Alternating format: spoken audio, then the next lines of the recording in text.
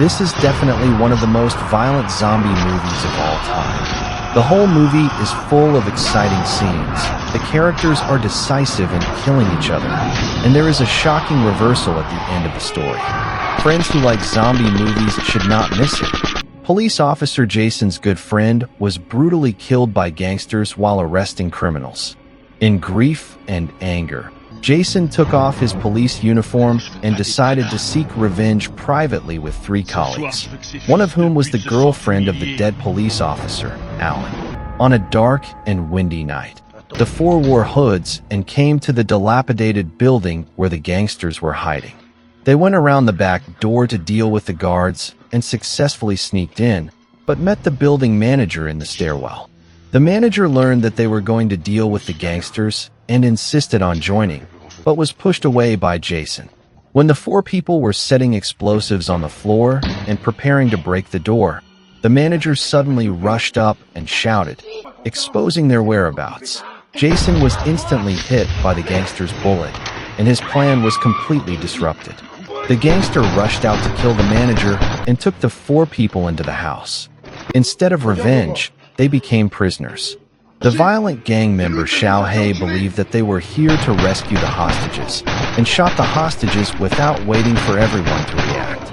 The suspicious man in a suit was worried that the police would have reinforcements, so he suggested running away, but the gang leader Mike remained silent.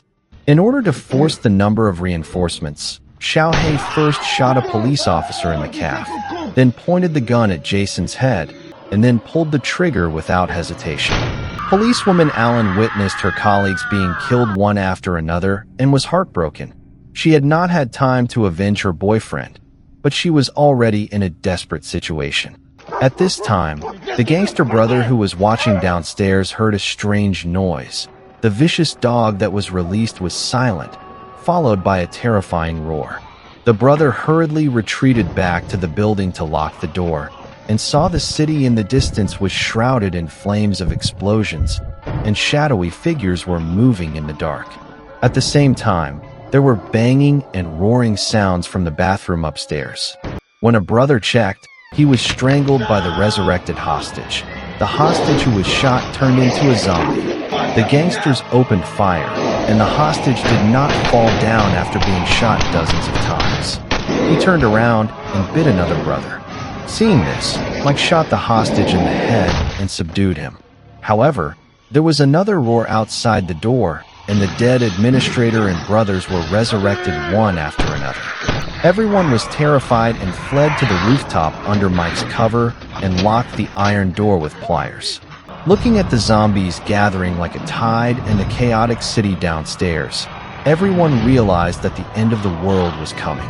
When Ellen was bandaging her injured colleague, Jason took the initiative to propose to Mike that the police and the criminals should work together to survive. Mike agreed and distributed weapons. The group returned to the corridor with caution. Fortunately, the zombies temporarily dispersed, and they found a large number of weapons in Mike's room. Ellen looked at her enemy and struggled internally. Jason reminded her to save her life first, and then talk about revenge. Everyone went downstairs carefully and tried to evacuate through the fire escape, but was attacked by zombies in the passage. The lone man in a suit was knocked down, and although he killed 2 zombies with his bare hands, he was bitten on his calf.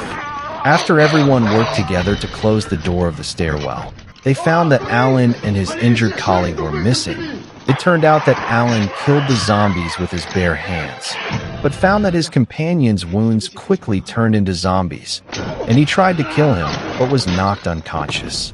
After waking up, Alan's face was covered with blood, and the flame of revenge in his heart was even stronger. On the other side, Mike and his friends were blocked by zombies and met a bloody veteran. The veteran claimed to have cleared the entire floor of zombies and invited everyone to take refuge in the apartment. Seeing the bite marks on the man in the suit, the veteran proposed amputation to save his life, but was rejected. At this time, a signal came from the TV confirming that the zombie virus had spread across the country, and the military retreated to the camp and called on the survivors to go. Everyone discussed a way out.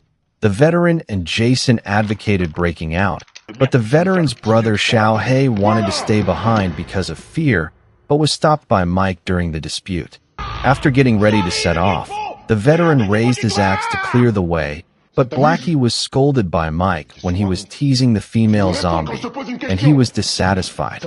At this time, the bitten police officer suddenly appeared. Just as Jason was about to ask about Alan's whereabouts, Alan shot the other party in the head. She had already followed secretly, using the excuse of being bitten must die to cover up the truth of revenge. Jason was shocked by Alan's change, but he had to move on. When everyone pried open the elevator roof to escape, Xiao He and the suit man suddenly rebelled, snatched weapons, and left in the elevator. Mike was heartbroken by his brother's betrayal, but he could only follow the veteran to the duty room to find weapons. When passing through the lobby, the glass door was full of zombies knocking on the door, which was creepy. After getting the heavy machine gun in the duty room, Alan suddenly pointed the gun at Mike, but was dissuaded by Jason. At this time, the zombies broke through the glass, and everyone fled to the underground parking lot. When Alan was covering the rear, he saw Mike discover that his brother Xiao He was bitten by the mutated suit man. The angry Mike shot the suit man, but it was too late to save his brother's life. Jason was bitten by a zombie while blocking the door. In order not to drag everyone down, he resolutely stayed behind to cover the retreat. Facing the surging zombies, he used the car as a cover. After running out of bullets, he wielded a knife to fight hand-to-hand, and was eventually swallowed by the zombies. Mike, Alan, and the veteran continued to flee, but were blocked by an iron gate at the end of the corridor.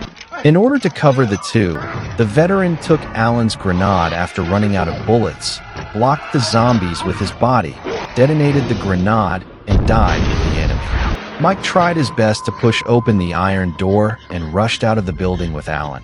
But when he was gasping for breath, he was shot by Alan when he turned around. Even after experiencing life and death, she still did not let go of her obsession with revenge for her boyfriend. The film came to an abrupt end with the roar of the zombies, leaving endless shock and sighs. This 2010 French zombie movie has a simple and crude plot, but is full of tension. Although the origin of the zombie virus is not explained, the transformation of hostages, administrators, and other characters suggest that the virus has long been lurking in the human body. The dense corridor melee, police and criminal reversal, and human nature game throughout the whole process, coupled with the texture of B-level movies with blood flying everywhere, allow the audience to immerse themselves in the cruelty of survival and the terrible power of revenge obsession in the doomsday. If you love high-energy zombie movies, this unpopular masterpiece is definitely worth watching.